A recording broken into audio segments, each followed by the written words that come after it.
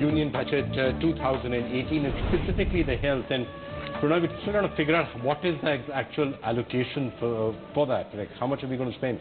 It's looking very low right now, but we'll have to study it, and this evening we'll come into it has to be a humongous outlay to cater for 500 million people, up to 5 lakhs. It's not to be just a jumla, it'll have to be somewhere in the neighborhood of 75,000 crores just to cover premiums. So unless there's that kind of money allotted, this frankly is just a slogan and a gimmick, as we've seen too often, unfortunately. You had your own take on what the premiums will cost. My belief is that it's an anyway insurance fee, and we must not forget that all 500 million will not fall sick. But they all have to be covered. They will be covered as a family floater scheme through an insurance cover. And depending on the average age of the entire Indian population is hovering around 30. The premiums are going to be far, far lower than what we are expecting. However, one thought on that is for the poorest of the poor, where there's malnutrition and illnesses rates are much higher and serious problems are much higher, health problems among them because of the poor nutrition. You have this whole issue of hidden hunger in India, and that will now come to the fore. Absolutely. So, so what is required is that instead of hospitalization, if you look at it, it's not the hospitalization, it is the proper medicine care which is required for them. Yeah. Right. And he did announce something in the budget about some similar type of clinics in all districts, which will cater to this local. That's much cheaper, actually. So I believe the cover of medical hospitalization, it will not cost much. And what it will do is, if this is true, and if it comes through, if it is implemented, you will see a lot of hospitals moving into the rural area, and that itself should be creating a lot of infrastructure and jobs. Right. But I believe the biggest drawback would be the availability of doctors and nurses and those. And medicines to be found at affordable prices in these rural areas. Well, I think so. Indian medicines are still affordable. It is sort of I would rate it as Modi care compared to what Obamacare was there. But you go to primary health centers, community health centers, see how many of them have all the medicines they need, nurses to administer them, doctors visiting. This is still a challenge. I think we all agreed that this is a worthwhile objective. But we have to change getting there. I think Sachit has looked at actually some of the numbers. So the revised estimates for 17-18 were 53,198 crores, and for the entire health sector, and now it's 54,667 crores. So there's just 1,000 crores up. It's 2%. Well, if it's 1,000 crores up, that isn't going to cover. No, it's a reallocation of some schemes. Of course, there's either hidden somewhere else, because otherwise it is just a terrible disappointment. It's a jumla, I'm afraid, the famous phrase we've been hearing. And I wouldn't go a number of other questions, in this, but it's amazing for a second year in a row our finance minister doesn't mention the defense budget. Yeah. This country has major defense challenges. We have concerns about infrastructure near the border areas. Where is he hasn't said it in his speech. Right. It should be there, but we don't know what it is. Good point. And we would like to know very much where the country's defense expenditure is going. Natural disasters. We've just had the horrendous calamity of a couple of 150 people dying because of Cyclone Oki in southwest India, from Kanyakumari to Tiruvananthapuram, my own district. Families are devastated. We have been appealing, and the state governments have been appealing for a special allocation of relief, and not some token sum of a few crores, but we're talking thousands of crores. Absolutely nothing in the budget, and nothing in last year's supplementary either. So these are things the government have to turn around and address. Where can they point to things that will actually help in the creation of jobs for those who don't have them? Niti Aayog, we had Rajiv Kumar here, estimates that 20% of our educated people are unemployed. 20%. It's a frightening figure. What are we doing to absorb these people? Where are the schemes in the government's vision for the future that will give these people jobs? Employment is probably the biggest problem right now, and nothing really, anything in it for that? No. Employment. It's his favorite topic. If you've got a couple of hours, he'll tell us about employment. No, I mean, employment, most of our people are employed in rural India. We know agriculture is not efficient. Whatever you do, the plots are too small. You've got to get people off the land. Where do you get them? Into towns. So you've got to incentivize industries that employ labor. Give you an example that comes from Arvind Panagria, ex-head of Niti Aayog. He said Reliance Industries, for net assets of $2.2 million, gives employment to 5 people. Shah Exports, the largest garment exporter in the country, for $2.2 million in assets, gives employment to 1,260 people. That's 252 times. That's a bit more, isn't it? Not bad. Not bad. Now, hell don't you say you can write off your assets the same year? Why don't you give him 100% depreciation? Why don't you make labor law simpler for him? In China is now at $175 billion exports. We are at 17 billion. We are trying to, China is finding it difficult because of its costs are going up. We don't want them to go to Bangladesh or Vietnam or somewhere. They should come here. But I mean, just look at the difference, 262 times. Right, employment is... Right now, Bangladesh's garment exports exceed ours. Yes, and they're a country yeah, that's but they have a factory which allows 1,000 people to be employed. Here, last year, an economist from Canada came here. He said, I see a distribution of companies. The last number, 18 or 19 people. I said, 20 people and the government comes. So I stop at 18 or 19. I don't employ the 20th guy. We've got to do something about our labor But to be law. fair, they did give quite a boost to textiles about 2 years ago, which had an impact, and they've given another boost in this to textile sector. I mean, it is needed because, as you say... You need to have them invest more in machinery and whatever. Give them depreciation benefits. Labor. Yeah, labor. We jobs. need jobs. I think jobs is the biggest problem in this country. They did bar talk about none. some fixed-term But employment. actually, if you look at textile sector, all the states have very encouraging policy. If you look at Gujarat, they go to the extent of providing you the housing colonies for the staff which you hire.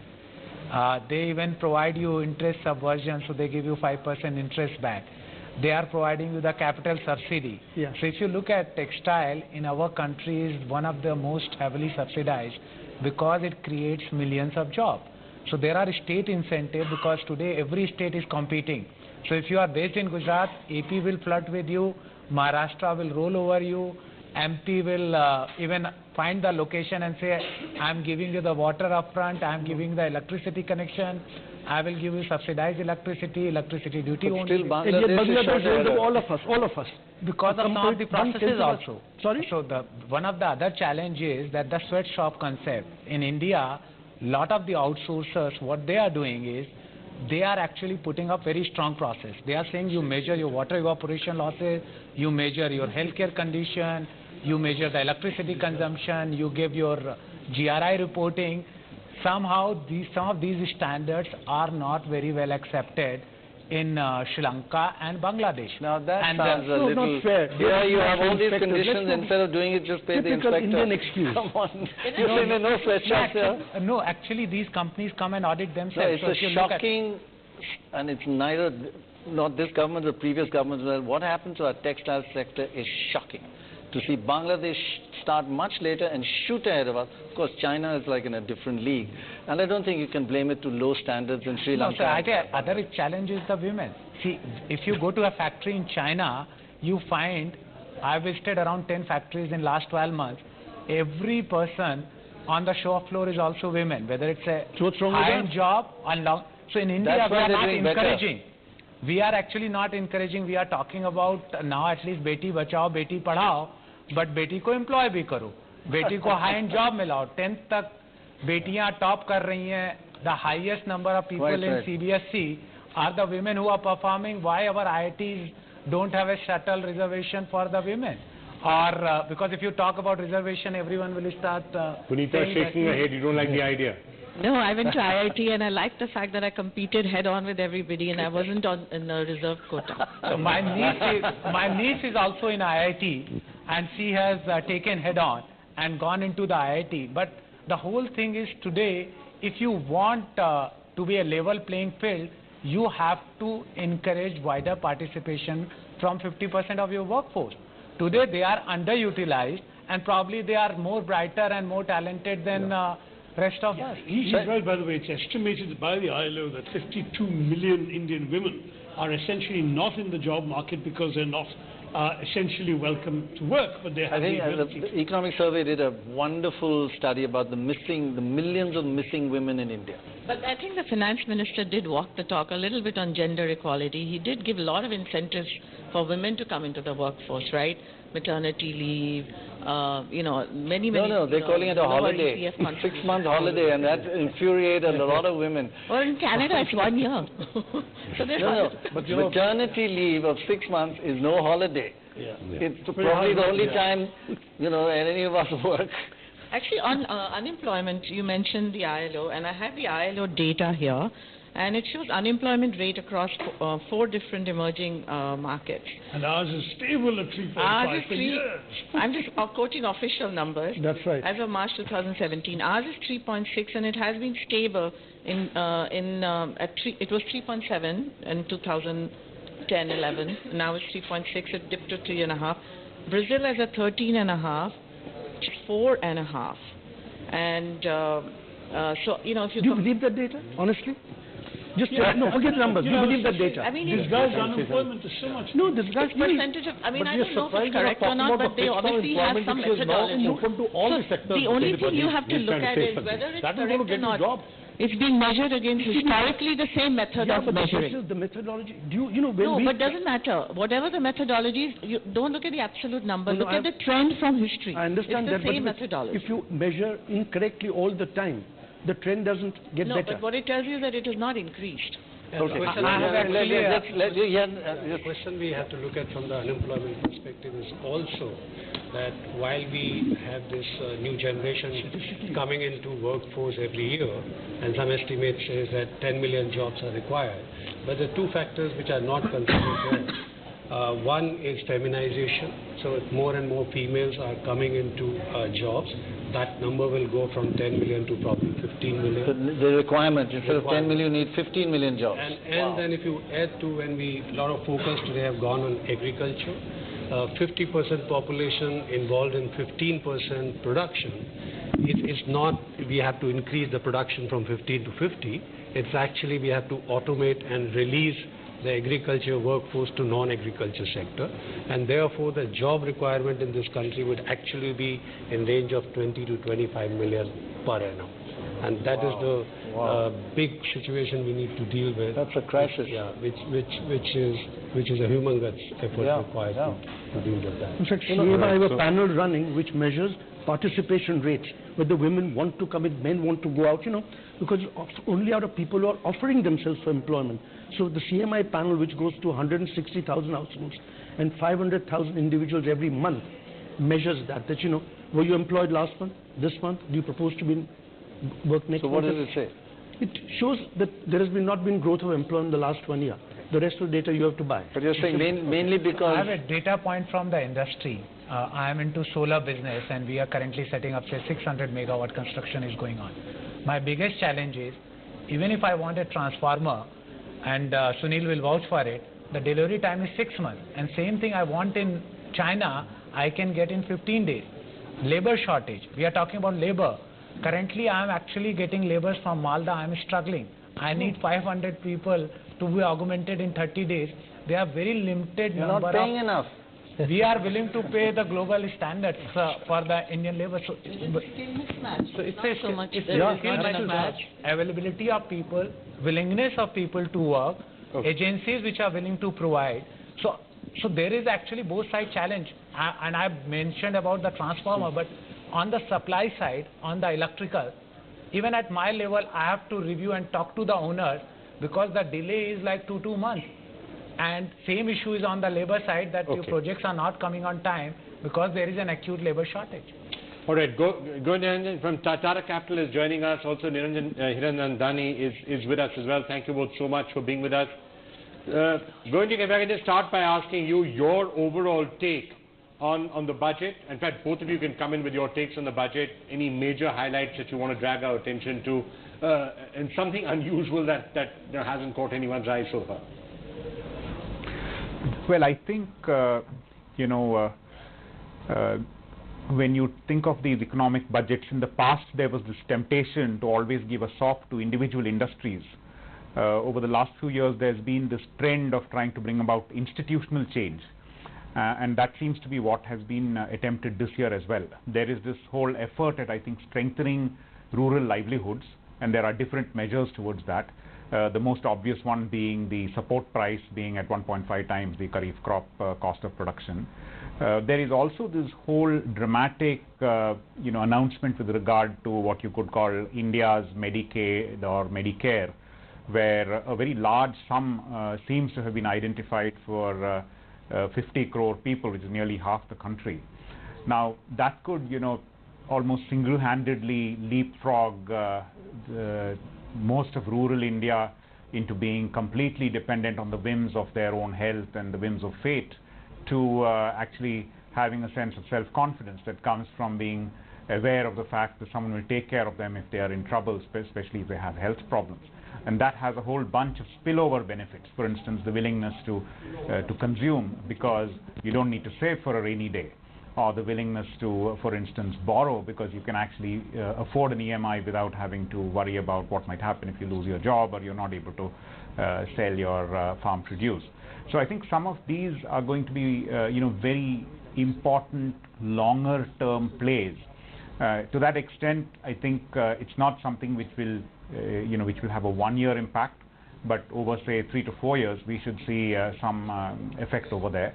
Having said that, there was relatively little that one heard, for instance, individual industries like automotive or IT or maybe even housing, although there was a reference to affordable housing and the fact that it would be segregated, that the NHB would be separated from the RBI and then commingled and merged with the housing ministry.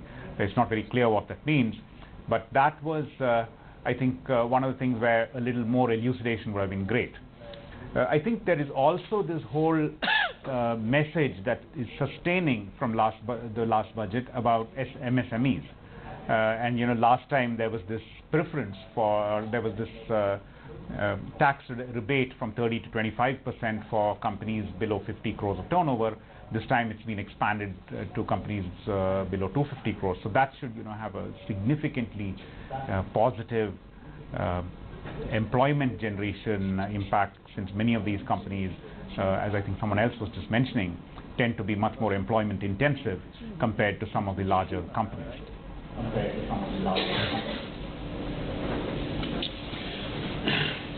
Right. Mr. Hiranandani, you want to weigh in on that as well? Yeah, well, I think the most important thing is this health issue of insurance cover. It's unprecedented. I don't think in the annals of anywhere in the world this kind of thing has been brought up so quickly, so fast at one point of time. It's an immense task for the government to really set up the infrastructure for this. And if this really happens, I think it's a paradigm which will help 50 crore people. The second, of course, is the benefit given to the salaried class. They have always been the kind of negative, and that time you have about 7 crore people who are salaried class, which would get benefit of the deduction of 40,000, which would be, say, 15% tax. So about 6,000 rupees per salaried employee would be benefited from the tax reduction that will be given. So 57 crore people get a straight benefit, which is unprecedented. I think these are the two major takeaways in terms of the, the overall thing, which I think will affect all the people across the board. The emphasis, of course, has been agriculture and not other things. And in the housing sector, I see only one thing, the reiteration of the fact that housing for all by 2022 was mentioned, but he immediately said he's taking over, the government takes over the National Housing Bank. So just like vehicles like NHAI is used by Mr. Gadkari as a foundation to be able to roll out the road program over here, obviously the government will use the NHP leverage in terms of for the purposes of housing for all. So all the other sectors where funding would be given as interest subvention, etc., would probably be done through the NHB and other facilities, including the benefit of infrastructure status. So I think the gap which was there, which was quite obvious last year that it would not be fulfilled, a vehicle is now being readied by the government in order to use that vehicle for the purposes of creating it. So either through the state machineries like MADA, like DDA and others would receive fundings either directly or indirectly, and obviously the interest subvention, etc., which has already been announced last year, and infrastructure status. So though nothing much was mentioned in terms of the housing sector benefit, and I agree here that we would have liked lots of things to happen, but I don't think it did happen. There are two gaps which I do feel have been very large. Number one is the fact that the benefit of 5% difference between the ready reckoner rate or the circle rate and the real rate is ridiculous. On one side, the government wants the prices of real estate to be brought down by whatever means, including government intervention in terms of giving land, property, etc. And on the other side, you don't want to have the prices reduced beyond 5%. I mean, this is a contradiction in terms, and I think that needs to be eliminated, if not corrected tremendously. So I think that's one thing which I see. The second obviously will happen through the GST Council. We've been working to say that the rate of GST is too high in the segment of housing, that sector. If you want to do housing for all, people are not paying 12% of rates when it crosses this. And in Mumbai and Delhi, the area for affordable housing is considered as 30 square meters. I think that needed a change. So if you buy a 40 square meter apartment, you're paying 12% until the occupancy certificate of the building is given. All the people are postponing buying, and that's not the intention of government. Obviously, government would like the people to buy the apartments and pay for it through installments, etc. Right. Otherwise, the difficulty would be if everybody postponed buying, then all the projects that have started are not going to fructify till another 3 to 5 years. Good point. Okay, good point. Thank you very, very much. Those are important pluses and minuses. Shashi Tharoor, you were asking about defense. Yes, he didn't mention it all in his speech. In fact, defense expenditure is up 0 in real terms. In nominal terms, it's up 5.8%, which is about inflation. Are you disappointed, or are you happy that we are not it depends on how wasting money on defense? No. It depends how they spend it. We believe very strongly that the country has to have a certain credible amount of defense expenditure to deal with the potential threats the nation is facing. For example, the question of shoring up our defense. So that you can ask him to go. That's the law. Now you extended that law to all the sectors. Now that could be a game changer. It was only always there to textiles, right? That was for textiles. But now you're saying you expanded to everything. Everything. That is a big change. That's a big change in label. That could, we could see some difference. And EPF contribution also of 12%. Yes. That's for everybody. That was there in the textile in some of the states, but it was not across the sector. No, it's for anybody. It's for everybody. So, probably we're missing some finer points, as you go into details. Another point which got missed was around the bond market. See, today, everyone accesses the capital through the banks. And the large corporates who have AAA rating, AA+ rating, also queue up to the bank, and they don't go to the bond market. And Indian bond market was the least developed. By making it mandatory that 25% of their debt of large corporate has to go to the bond market, your bond market will come up. And the other advantage of this would be that a lot of people, older generation, are complaining about the interest cut and deposit rate issues. That will be addressed because we will have an active bond market where you will get 8% plus yield by subscribing to AA and AAA bonds. And in addition to that, the other change which they have done is A and AA. That a lot of the banks never used to subscribe to the A bonds. But the economic survey pointed the bond prices are falling, which is a worry because they think that it's an indicator that there's a bubble in the stock market. So you think this will change that?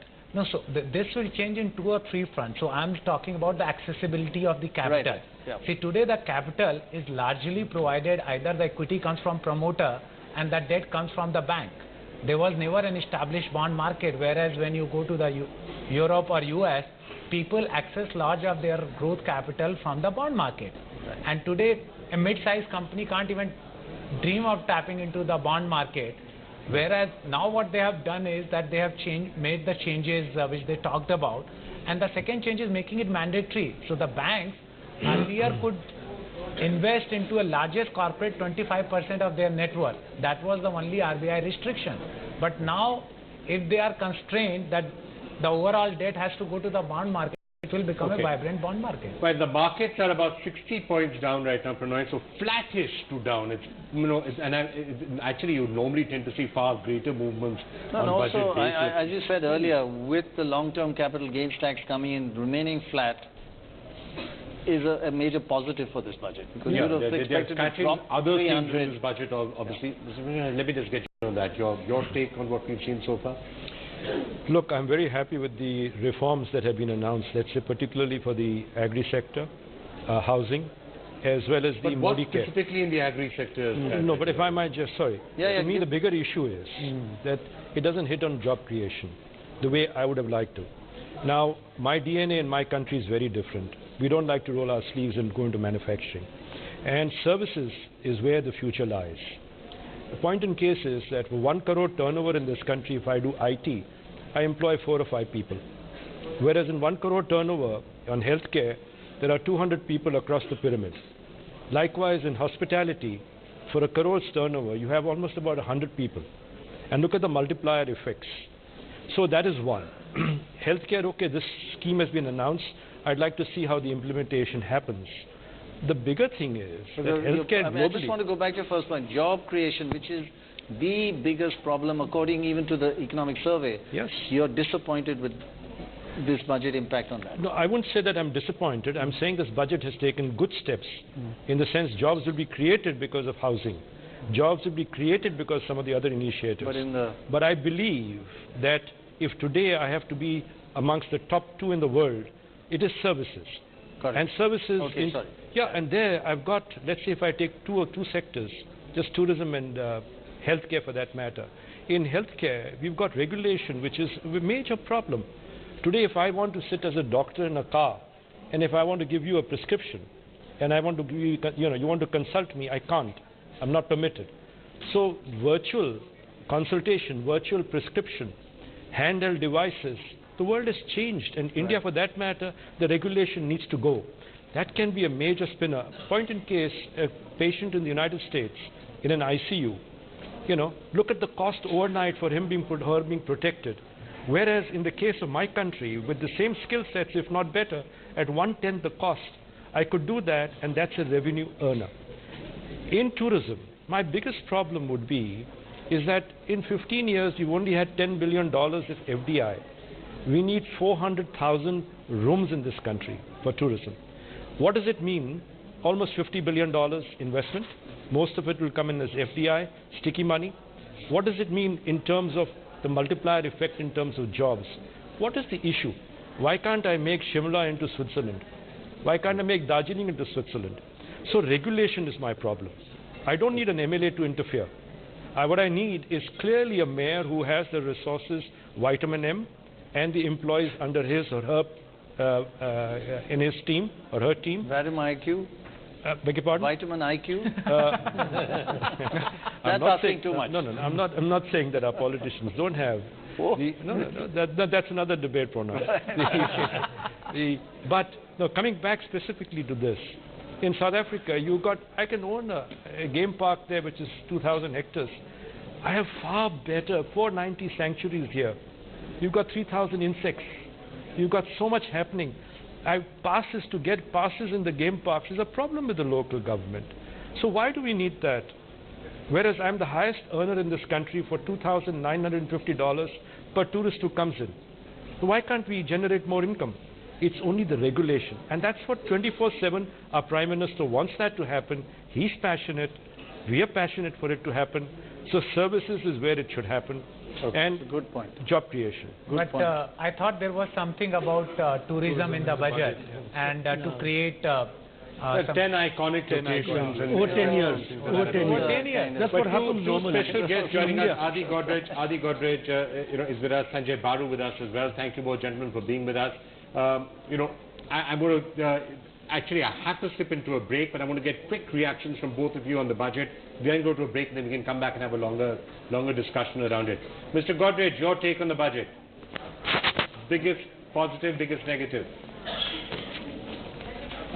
All right, sir, I'll just come back to you in a couple of minutes. I'm still trying to get your voice, your audio completely through. We'll take a break, come back in just 2 minutes.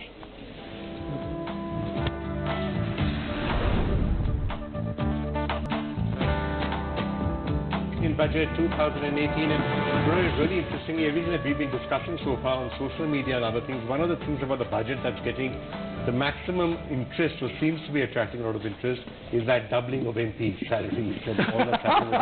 Exactly. No cut, no tax breaks for the middle class, but MPs are getting a higher salary. Their salaries are indexed to inflation. From now onwards. I mean, like, That is nobody and else in the Congress country. Party immediately has leapt upon that with Ahmed Patel tweeting saying that, you know, we would much prefer not getting a pay hike. Actually, they only have 44 MPs, so they don't care that much. That won't make any difference. Something for the middle class, we won't say. All right, it's time to start wrapping up and getting final thoughts. I think just one thing on that. I think Dorab would say much better to increase the salaries of judges than to increase the salaries of MPs. Correct. Or double the number of judges.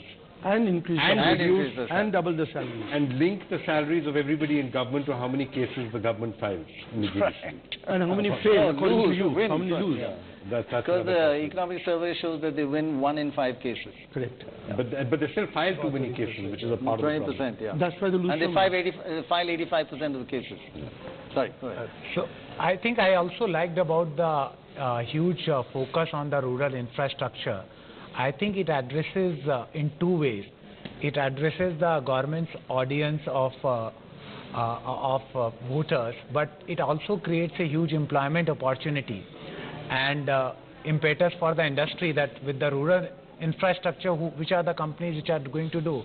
It will be who have the successful track record of executing project everywhere. And second thing, it addresses the brain drain issues. A lot of people keep coming for employment to the cities and metros because there are not sufficient urban infrastructure in the rural areas. So if government succeeds to do it, improve healthcare, sanitation, drinking water and education in these areas, and it seems this time with I keep saying this, you know, if government does that, like if India bats well, bowls well and fields well, we'll win the match. But you know, you got to if. No, but that's the biggest if. So they address the issue like on education. We do a lot of programs in tribal areas, and the biggest challenge why kids drop out is primarily to do with teachers. Teachers are not willing to engage. They are still keep, I am the my bap, you come and sit. Okay. But what they are doing is with train the teachers program and having such a huge budget, I'm sure the impact will be made, and a continuous training program. Have you seen the Usher report that's just come out? Yes. Standards are going down, and you're telling me about training teachers? Results are going down, not up, down. Of ability to read. When you put your money in, you make a difference. When the government puts its money in, they take this and they go and open their own private school next door and teach English, by the way. That's another big challenge. Adi Godrej joining us now, sir. You know, we've been sort of analysing every twist and turn of the budget and you know what it's really like. Everyone seems somewhat mixed reaction, certainly in the markets on what it has. What would be your final wrap up of this budget?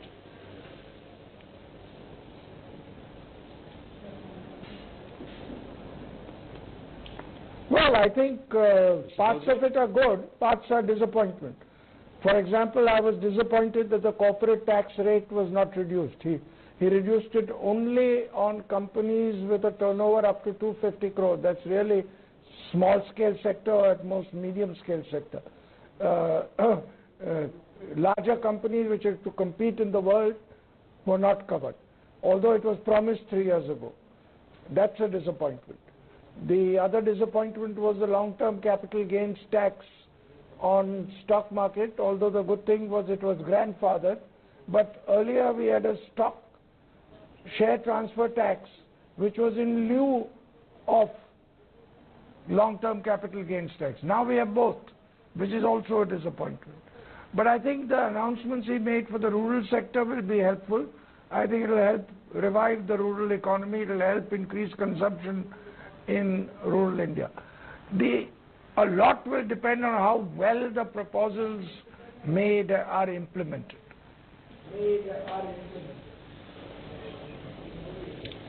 Exactly, and are you optimistic about implementation? One of the factors, characteristics of this budget, it covers a wide range of issues. It covers, you know, air pollution, toilets, free gas connections, education, the textile sector, infrastructure. A large, but the real big idea is the health insurance. And when you have one big idea, you can implement it a bit better. Having so many ideas, implementation is going to be quite difficult. So it depends, as you said, hugely, the success of this budget is hugely dependent on implementation. And are you hopeful about that or not?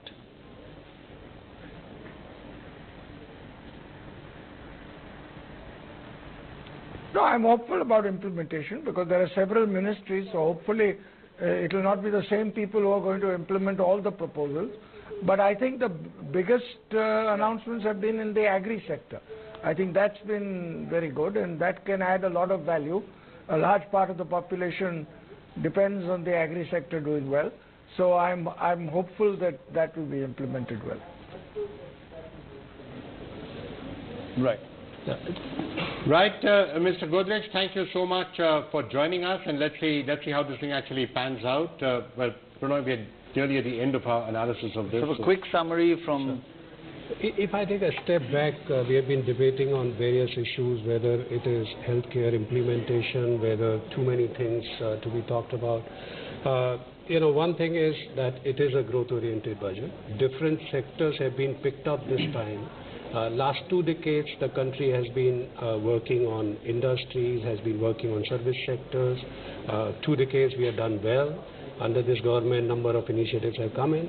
This time now we are talking about uplifting the agriculture and rural economy of the country, which is required because as I talked earlier, the number of jobs required in this country is huge. You're talking about 25 million jobs a year. 25 million jobs. That data you gave was really a shocker. Now, if you don't uplift this rural and agriculture society, 10 years down the road, you will have a crisis to deal with. So very rightly so, the focus has been on infrastructure and focus has been on uplifting this economy. As far as implementation is concerned, my view is that even when we look in the corporate world, we first put a vision statement out, and then we start chasing that vision and we make strategies and we make a plan to achieve that.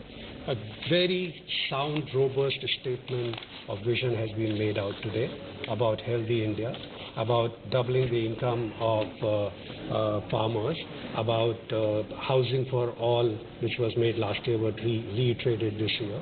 Some of these bold statements are there, and they are good statements to have. And I'm sure... But the problem is, when he puts his philanthropic money into education, things happen. When the government puts it in, it doesn't happen. And there's no indicator that they're going to improve implementation. And I'm not talking about this government, any government. Yeah. So, in the last 3, 4, 5 years, if we see, there have been a lot of pressure on the bureaucracy to do things faster than it has been done in the past. And I'm a die-hard nationalist, I'm a die-hard optimist. I believe we will... There's a big difference between nationalist and optimist, right? Both. I'm both. Prannoy, you mentioned about Niti Aayog. I've been going to the Planning Commission before, and in the last 3 years when we have gone, there are bright MBAs, there are people from IITs. Now actually when you send some proposal and ideas, they challenge you. And then they go through... Are you trying to say when I was there, they were not bright people? No, they were bright people, but we never saw the amount of youth who are willing to implement, execute and challenge. So when you send some proposal, actually that's the major change. We deal with Ministry of New and Renewable Energy. Now at a secretary level, there is a bi-monthly review. They want to solve and fix your problem. Next time when you go, they said you raised that issue last time. I could not complete. It's gone to this particular person. So actually, that's a very positive change. We were never used to dealing with government this way. That's very good. If I can add to that, Dr. Rai, I mean, we deal with government from service industry perspective. The change I have seen in last decade to 2 is, now when we are working on a project and a review meeting is required, sometimes the bureaucrats are doing the review meeting on Sunday. Yeah. And excellent. That's a big attitude. That's excellent, yeah. Sorry. Last word from you. No, as I said, the budget has got good plus points, but the job creation area is where, on the services side, it needs a push. In the focus.